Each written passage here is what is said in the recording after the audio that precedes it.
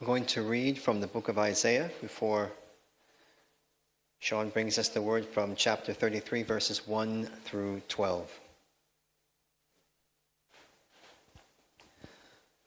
Woe to you, destroyer, you who have not been destroyed. Woe to you, betrayer, you who have not been betrayed. When you stop destroying, you will be destroyed. When you stop betraying, you will be betrayed. Lord, be gracious to us. We long for you. Be our strength every morning, our salvation in time of distress. At the uproar of your army, the peoples flee. When you rise up, the nations scatter. Your plunder, O nations, is harvested as by young locusts. Like a swarm of locusts, people pounce on it. The Lord is exalted, for he dwells on high. He will fill Zion with his justice and righteousness. He will be the sure foundation for your times, a rich store of salvation and wisdom and knowledge. The fear of the Lord is the key to this treasure. Look, their brave men cry aloud in the streets. The envoys of peace weep bitterly. The highways are deserted. No travelers are on the roads. The treaty is broken. Its witnesses are despised. No one is respected. The land dries up and wastes away. Lebanon is ashamed and withers. Sharon is like the Arabah, and Bashan and Carmel drop their leaves. Now I will arise, says the Lord. Now will I be exalted. Now will I be lifted up. You conceive chaff. You give birth to straw. Your breath is a fire that consumes you. The peoples will be burned to ashes. Like cut thorn bushes, they will be set ablaze. This is the word of the Lord. I'm going to pray for Sean as he comes forward to share this word with us tonight.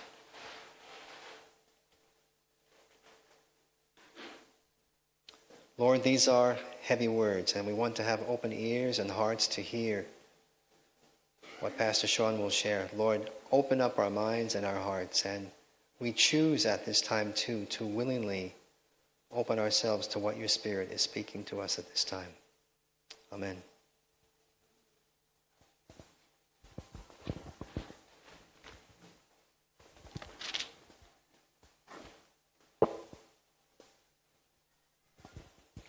Good evening and welcome. As you've heard, my name is Sean, and I would like you just to turn to your neighbor and to say to your neighbor, it is well with your soul.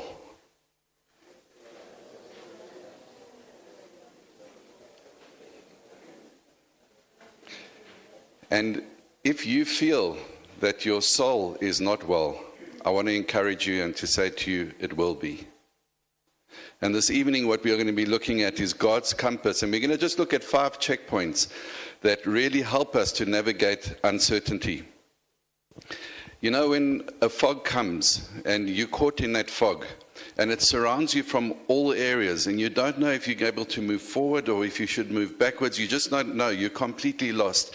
And panic starts setting in and you start fearing. And it feels like that there is a total loss of purpose, there's a total loss of what am I going to do in this situation? I'm in danger, I feel so uncertain, and we really get to the point where we want to give up. And this is very similar to what we see in this text right here with Judah. What we see in the book of Isaiah is the Israel and also Judah, they were really just messing around with their faith, with their relationship with God. And what they were wanting to do is their own thing. And as they were pursuing their own thing, Isaiah comes along and says to them, turn to the Lord and trust in him. But what they do is they start trying to form alliances with people, with other nations. They go ahead and they find trying to pay tribute even to the Assyrians. The Assyrians care nothing for them. And they start coming toward them and they want to take out the land of Israel and Judah. And all that happens to them, what we see is there's political betrayal that happens against their nation The Assyrians are closing in. They're going to take them into exile. So even the Jewish leaders, they're beginning to panic. They're starting to worry. The foreign alliances that Judah has made, and they try to attempt to make an alliance with Egypt. Isaiah is saying, don't put your attention into man. Put your attention into God, onto God. But they pursue their own thing. And here's the interesting thing. In the fog that they were in, God didn't give them a full map in terms of their uncertainty. Rather, he gave them a compass of who he is. And that's what we want to look at this evening. And we're going to put our attention into the verses 5 through 6 of chapter 33 of what we read. And just listen to these words. The Lord is exalted. He will be the sure foundation for your times, a rich store of salvation and wisdom and knowledge. The fear of the Lord is the key to this treasure. So in these two verses, we see that Isaiah is offering 5 checkpoints that we really need to understand this evening to help us navigate uncertainty. And there are many of us on a daily basis through the prayers of what we heard this evening as well. The world is in a place of uncertainty. We are in a place of uncertainty at so many different points of our lives. And in most things, we are pretty certain. And when we are certain, it's not that we really need a guidance in anything, but it's in those moments where we are uncertain, we need to be able to navigate that well. How do we do that? Isaiah really comes to the forefront in this, in explaining, as from the Lord himself to us. So when you are uncertain, you don't need all the answers, because that's what we look for. Lord, give me the answers, give me the answers. But we don't need all the answers. We just need the right direction to trust in God. And Isaiah shows us this. I mean, in checkpoint 1 of the compass of God, you need to find your fixed point. That is, you need to realize that God is your stability. And the worship has led us into this place so clearly tonight. God is our stability. Like a compass always points north, God is in unchanging direction when everything around us seems to be shaking. He will be the sure foundation, the stability for our times. So when Assyria began to break these treaties, they were beginning to plunder Judah. And they acted without cause. And what happened was the ground began to shake beneath Judah. They were panicking. They were uncertain of what their future held. They were concerned about what's going to happen. Isn't it the same for us? In many ways, we also feel this. You wonder if you can trust the living God. You wonder if it's just possible that you, the next in line in your company, that may be laid off, fired, because of the crisis, the difficulties. Perhaps you are uncertain even within your relationship. It just doesn't seem to be going well. There seems to be no hope in that relationship. It is so uncertain, you don't know what's next. Maybe it is that your finances are just in that same place and getting weaker and less and more difficult. You're straining financially. You can't reach month end. Your finances are crumbling. Perhaps it is you are uncertain in the fact that there's such a massive change that is happening within your life. You're in a fog and you are lost. Maybe there's a move that you have to go through. It's imminent. You have to go through that. And you don't know how to navigate that. You don't know how to get through that. You know you have to do it. But you have a sense of panic, a sense of fear. Maybe your health is under threat. Maybe your confidence in the Lord is beginning to collapse. Maybe even here in this church, you're feeling, what are we going to do? How are we going to move forward as River Life? The uncertainty of what's new in this space. But God says, I am your foundation. I am your bedrock. I am your stability. That's what the word means. Stability. Rock solid stability. God doesn't just take us in, He doesn't ask us just to be righteous. He doesn't ask us to always be good. He's not expecting us to fulfill a certain criteria before we check His box in order for Him to help us through uncertainty. The fact is this, the point is, His compass encourages us and positions us in His stability. So God rather fills the uncertainty with the qualities that reflect His character in our lives. And the prophet Isaiah is not just making hopeful statements. He's not coming and saying, yes, you can trust in the foundation of God. He's not making those hopeful statements, but he's showing deep, deep confidence in the living God. And that the fact is that God is active at work in your life. God has never stopped working within your life and mine. And the thing is, He will bring about His plans even though it feels so uncertain where you are right now. The fog is so thick you can't even see your hand in front of your face. But His plans come about because God continues to bring His faithfulness. Even when we are unfaithful, He is faithful. Even when we are unstable, He's completely stable. When we feel insecure, God is very secure. And also, this is not some eschatological future event.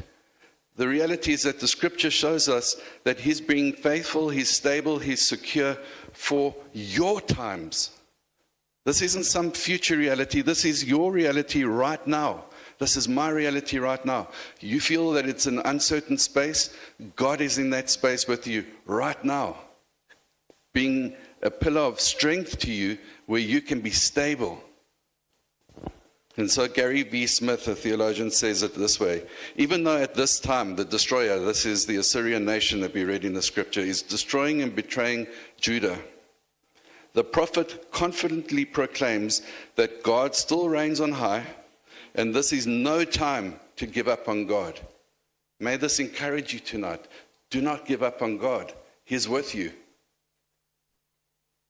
And this is in Psalm 31, verse 19 and 20, that says, those who take refuge in the Lord are safe, even in the storms. He will be the stability for your times. So here's the thing. You need to ask, what am I leaning on right now? What are those things that we put our attention into that is not really relying on the stability of God, but we rather need to speak stability to our soul? God, you are my stability and you are my security today. That's a daily prayer. When we wake up in the confidence that this compass, God's compass for our lives, is a checkpoint for us to say, I'm feeling overwhelmed, but God, you are stable. It is all fog around me, and I feel like I'm in a place of panic, but God, you are stable and you are secure. You don't need all the answers. You just need the right direction. Trusting God. The second checkpoint when things are uncertain.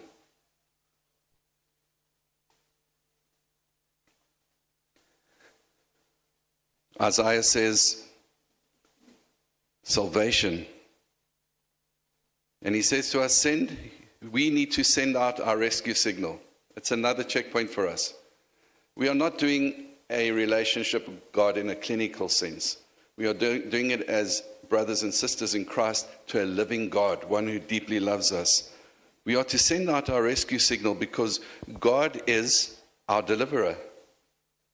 In Isaiah 33, verse 6, and He shall be the stability of your times, a wealth of salvation. When you are lost, the compass points you back to safety. God doesn't just save once. He keeps rescuing you when fear floods in. God has brought us into salvation through Christ. We are saved by Him. But the word here is talking about the fact that He rescues us. He delivers us. And He doesn't do that just once.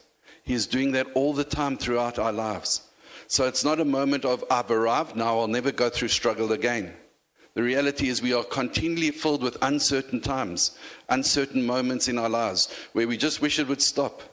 But the reality is he rescues us. Let us send out our signal. Let us say to the living God, God, I don't know what to do. I'm overwhelmed. I'm perplexed. I'm fearful.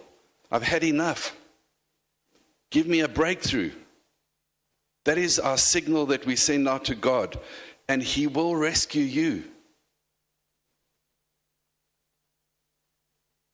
From the divine perspective, Isaiah could express the faith statement that God would provide a rich abundance of salvation, a rich abundance of him rescuing his people. And here we see in Isaiah 33 verse 2, Lord, be gracious to us.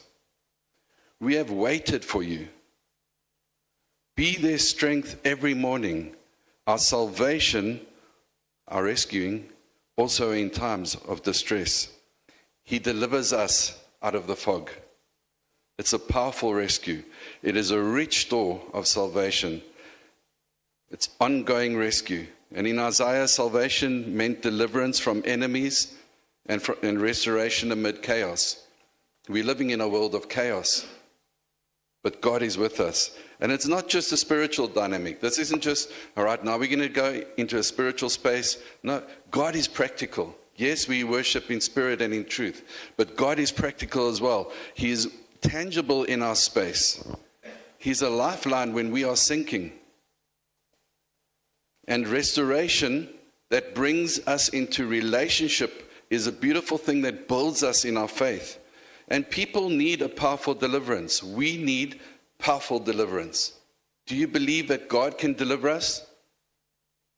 Do you believe that he has strength and success against your enemies, the ones that are trying to devour you in the spaces where you are feeling so uncertain right now, in the space where the enemy is saying to you, you will never overcome. You have lost the battle. Give up while you still have a chance. This is not the God we serve. He has strength and he has success against those very lies from the pit of hell. He also brings stability and safety. This is what salvation is during your troubled times. He deeply cares for all of us. And he is a divine rescue, securing peace and protection for our lives. You know, when somebody is struggling, I'm just looking now at all the people floating down the Oro River. I haven't done it yet myself. I can't wait to do it, especially today in this heat. And the reality is that when somebody is struggling in that river, they don't need tips on what to do. They need to be pulled out. And this is what our God and Father is. When we are in a fog, when we are panicking, he's not going to stay from the sideline. Just try and do that, my daughter. Do that, my son. He throws out his hand and he grabs us and he pulls us in. He is a rich store of salvation. So here it is. When anxiety hits you, don't spiral. Pause and say, God, rescue me again. You can save me. You rescue me now. Because you don't need all the answers when you're going through uncertainty. You just need the right direction. Trust in God. The third checkpoint, when you're feeling uncertain, Isaiah 33 verse 6, again, so we read, and he shall be the stability, that is the foundation for us at all times, a wealth of salvation, and he will be a wealth of wisdom. Isaiah says that when we look to the compass of God, we are to reorientate our direction. We need to reorientate our direction. God will give you wisdom. He does give you wisdom, and he will always be the one in giving us wisdom. A compass helps you choose the right path when you're unsure, and wisdom is God's direction when logic or emotion mislead you. And that's often our reality. When we have to figure out a problem in our uncertainty, we do it in our strength, and too many times we forget about the living God. But here Isaiah is saying, look at all the drama you've gone through. Look at how I have had to send out warnings to you. Prepare and change your heart. But then he comes again and just shows the mercy of God again in this very verse. Everything just culminates in chapter 33, verse 5 and 6. It's just these two scriptures, these two verses rather. And this wisdom that he speaks about is a skilled wisdom that can address our logic and our emotions. God directly speaks to us. When you don't know what to do, what do we usually do these days? We turn to Google, right? But Google can't give all the answers. Now we're turning to AI. Even AI can't give us all the answers. Isaiah says there's a storehouse of wisdom and God invites you in. It's a beautiful personal relationship. And it is this. This wisdom is a discernment to navigate God's way. You are equipped to be able to do that. And this again is not needing to be that you go through a Bible degree of 4 or 5 years. Just by spending time in His Word daily, you would come to a place of being able to discern and navigate God's way through the fog. Isaiah 31 verse 2 says the following, "Yet He also is wise and will bring disaster," this is against the enemies of our lives, "and does not retract His words." God does not go against Himself. He does not make His own word void, but will rise against the house of evildoers and against the help of the workers of injustice. My friends, wherever you are in the fog tonight, know that God knows the situation. He knows what the evildoers are doing against you. He knows how the evil one is trying to plot against you. He won't allow that to happen over your lives. When you are in Christ, Christ is in you. When you face uncertainty, God is there. He's not going to drop you. God doesn't bring a sense of hope and then cuts you off just in the last moment and does it. Well, foolish. You thought you could trust me? He's a God that deeply cares, and He will bring about justice. Have you ever had someone give you advice that sounded smart, but ended in disaster? You know, it's sometimes like the GPS. You put the coordinates in, and off you go, and you're heading for a specific shopping center, and you end up in a cornfield. How did that happen? GPSs don't really get us very accurately all the time. But God's wisdom is completely the opposite. It doesn't just sound right. Even when it's not very popular, God still comes through for us as well. And God's wisdom gives clarity, not chaos. When you feel like your life is in a space of chaos, know that He brings clarity into that space. The wisdom of Isaiah speaks of is God's revealed direction. It's very practical and it's available to us. It's a rich storehouse of wisdom. So before reacting or rushing out, ask, is this wise in God's eyes or just urgent in mine? It's too often that we run ahead of God, and God is saying, just wait. And in that storm, you're going, how can I wait in this storm? I'm going to be struck by lightning if I do. And God is saying, just wait. But it's so unclear. It's so overwhelming. You don't understand my situation, God. Just wait. No, God, it's impossible. If I wait, I'm going to be killed. Just wait. Wisdom helps us understand that our time feels urgent, but in His time, He knows what He's doing. When everything is uncertain within your lives, you don't need all the answers. You just need the right direction and trust in God. The fourth checkpoint, when everything is uncertain, Isaiah again helps us with this. And practically, we need to read the terrain that we are in. The compass of God as a checkpoint helps us to be able to read the terrain, because God gives us knowledge. Like understanding map symbols and surroundings, knowledge is the insight to read what's really going on in the situation. You know, when we had the men's retreat a couple of weeks ago, it's my first time here in Bern. I'm learning the city, and then we're now in a forest, and that's even more challenging. So I'm relying on a GPS, and the coordinates were sent by Malta, and it got me to a certain point, and there was nobody there at that point. Now I'm panicking. The fog is coming in because I didn't know how to work the GPS because I had no more signal in that area. It was too weak. Luckily, I was able to phone Malta, and Malta says, "No, I'll send you my link from where we are here." So I now go, "All right, let me just click on that." And I click on it, and it doesn't work because I've got no signal. Now what am I going to do? So what I did was I opened the one app, the Maps app on my phone, and on the other one I opened what Malta had sent me, and it came up, and then I tried to overlay that map on that map, and then do it between two apps, trying to figure out, okay, I'm over here now, so all right, I'm going to go in that direction. I got there. We had a good evening. But this is reality. If we need to know how the symbols work, we need to know how to read the map as well. We need to know the knowledge of God. We need to know how He instructs us with knowledge. And this is what Isaiah 33 is highlighting for us.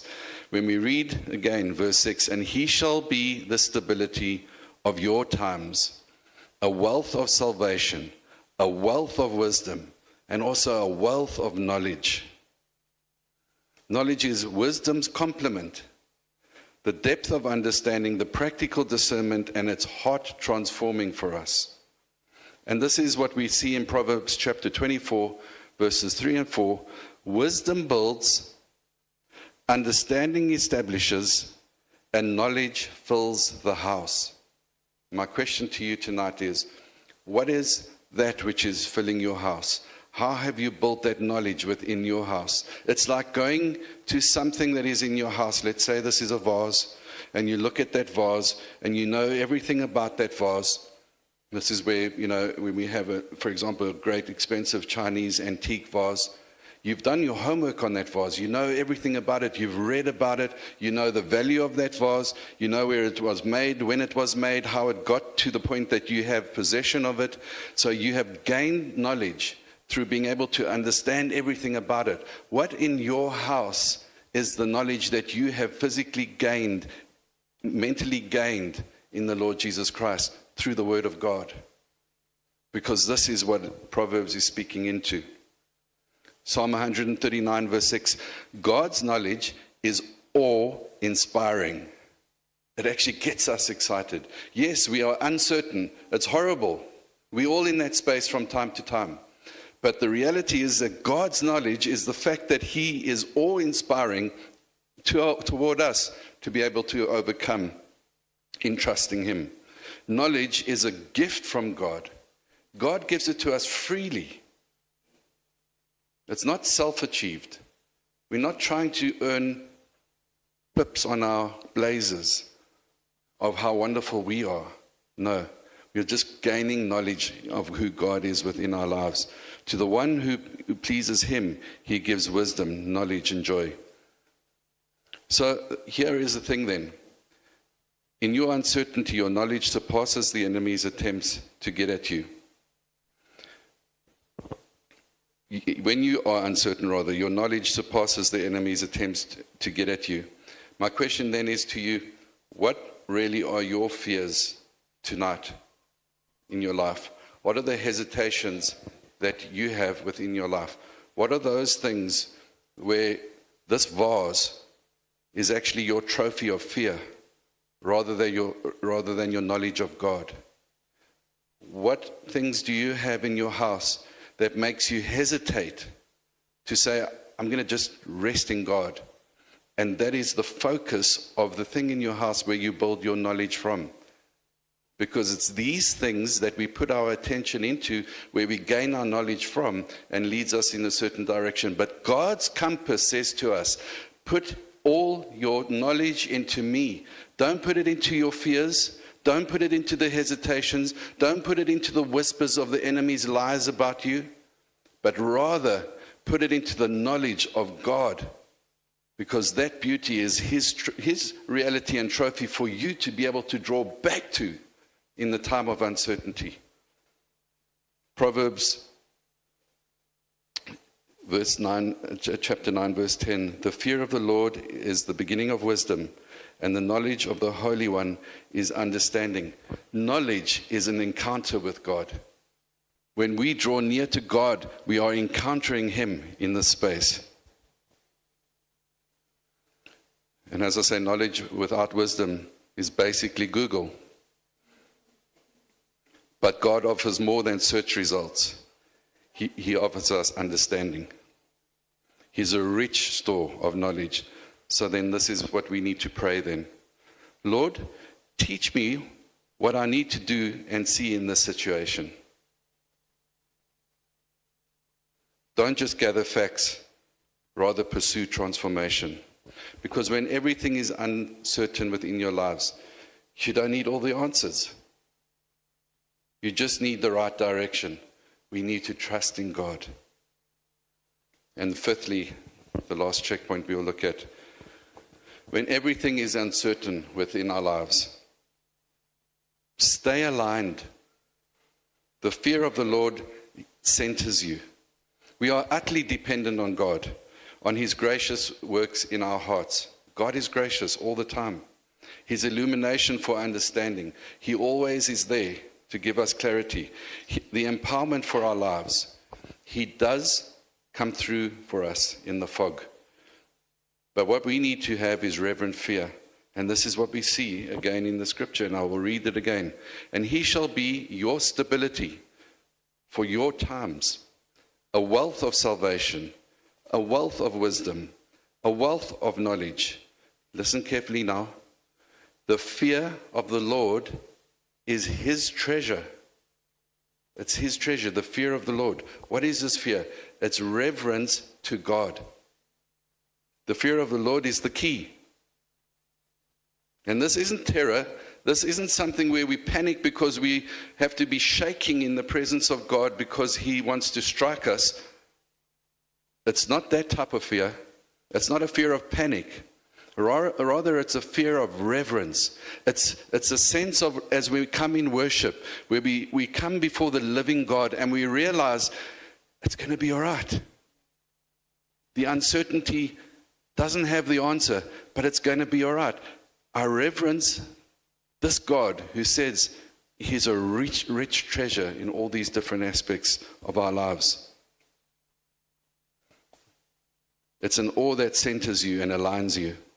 And in Proverbs chapter 19, verse 23, it says, the fear of the Lord leads to life, so that one may sleep satisfied, untouched by evil.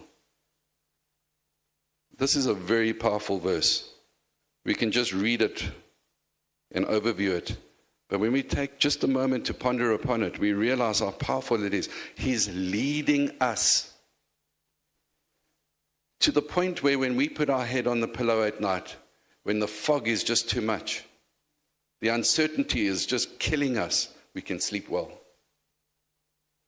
And that the enemy has a gun to our head, trying to make us feel more and more overwhelmed by fear. And we can look at him and go, whatever, I'm going to sleep, and I'm going to sleep well. But without reverence, all these checkpoints that we've looked at, the first one being the stability of God, Him being the foundation, the fact that He rescues us, He's our salvation, the fact that He brings us wisdom and He brings us knowledge. Without reverence, none of those can actually work. Let us hear the word of God this evening clearly. We need to reverence God. We need to take ourselves out of the equation, and we need to let God be in that equation of our lives. Don't center yourself, center God into the situation of uncertainty. Someone once asked me, or rather, not me, I asked someone, what does it mean to fear God? And he said to me, It's when you're so amazed you don't want to mess it up. The fear of God is that you are so amazed by what He's doing that you don't want to mess up what He's done for you. The fear of the Lord isn't fear that pushes you away from God. And get that clear within your minds this evening. We need to know that. It's all that really pulls us into His presence. Fear is viewed as a positive quality. It's a reverence that acknowledges God, that His intentions for you and for me are good. It is produced through the Word of God. That's why we have to be in this Word day and night. Joshua made it clear for us in the book. Let us meditate on His Word day and night so that it may be good for our souls. It makes a person receptive to wisdom and knowledge. This is what reverence is. We must be aware, though, that fear can also make us feel very lost, where we feel despair because of our own situation. And the enemy seems to have victory in our lives. But reverence is completely different. It restrains us from being overwhelmed by the enemy, and it restrains sin as well. It gives us confidence. We can be courageous. It helps us to act justly. This is the compass of the fear of the Lord, the reverence of God that He is giving us as a checkpoint in our uncertainty. It results, as I said, in good sleep. Practically, God is so practical for our lives.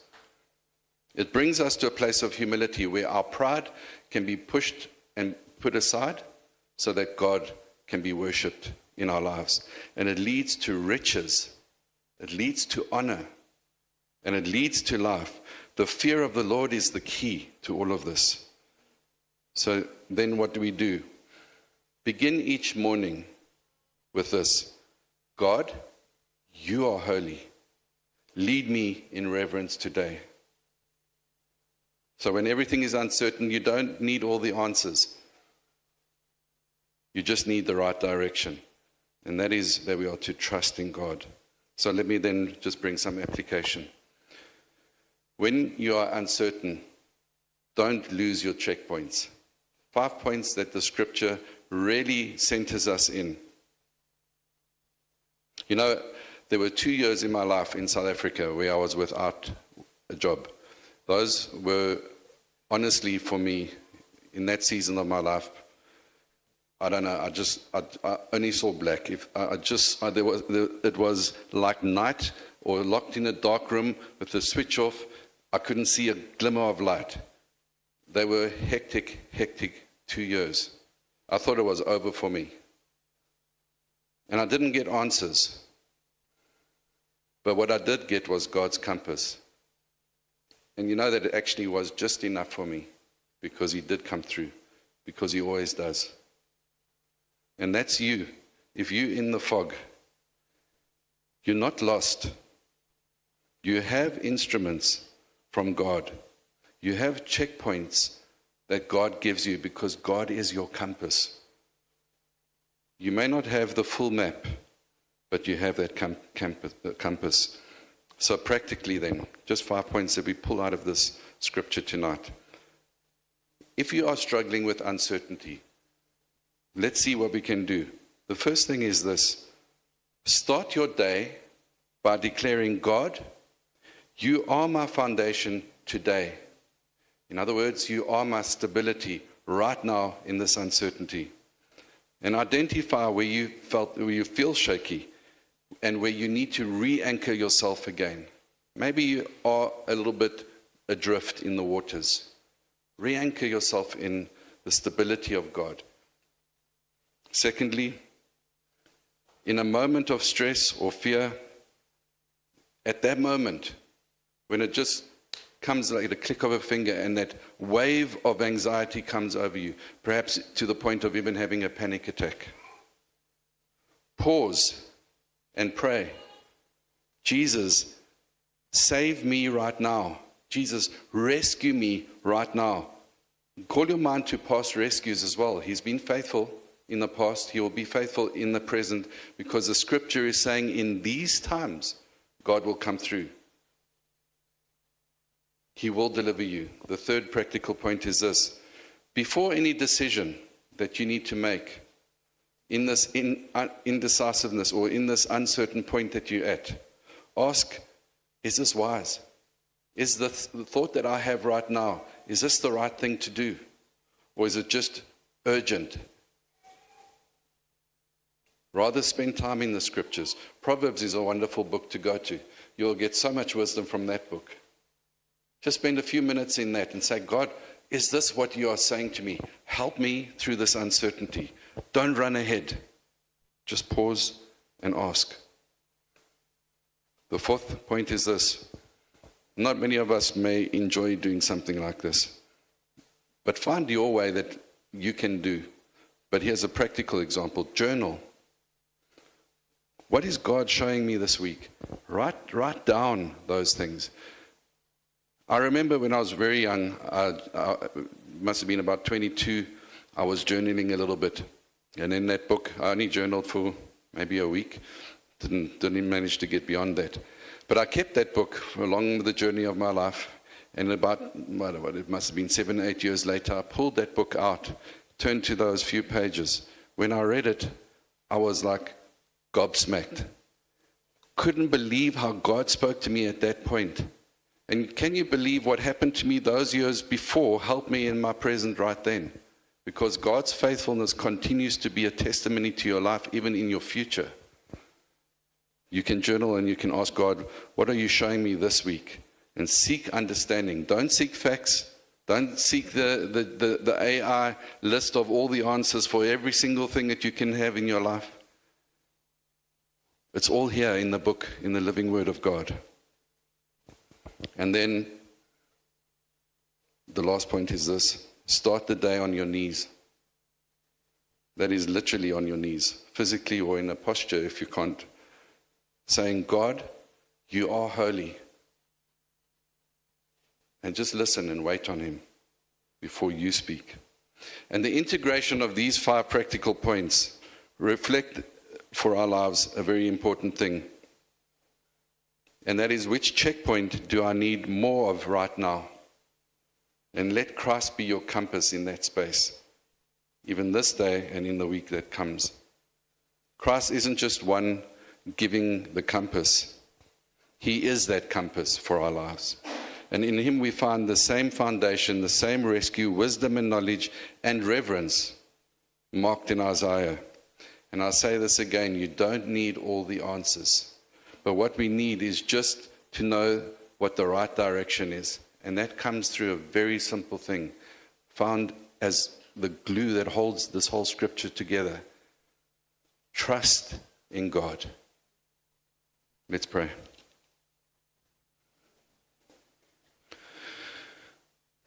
Jesus, you are our compass. We will not be overwhelmed by the things that tackle us where we feel uncertain, because you have made promises to us through your word. And on this hot evening in this congregation, River Life Church, those watching through live stream, we just put ourselves for a moment once again in the enjoyment of your presence, as this whole expression of worship has been tonight. And we glorify you and we thank you for the incredible joy and privilege of being your children. And Lord, for those in a place of uncertainty, for those that we know, friends and family that are in places of uncertainty, we bring ourselves before your presence tonight. We silence our heart and we just wait on you just for these few moments. Holy Spirit, just come and touch our sore points. Touch our pain, Lord. Touch our hurts. Holy Spirit, heal these hurts. Just bring about the rescuing, salvation, wisdom, knowledge, stability, insight, because we reverence you. Let this begin our journey into a place of recovery. Spirit of God, we bend our knee before you so that you may be exalted in us. We bless your name. We give thanks to you. And we truly trust you that you are in our times right now. And we will give testimony as a church of your goodness and your faithfulness. Thank you for being our compass. Thank you for these checkpoints. Thank you for the word. Thank you for the words of Isaiah that were your words given to him for us even today. Be glorified in our lives, in all things. In Jesus' name, amen.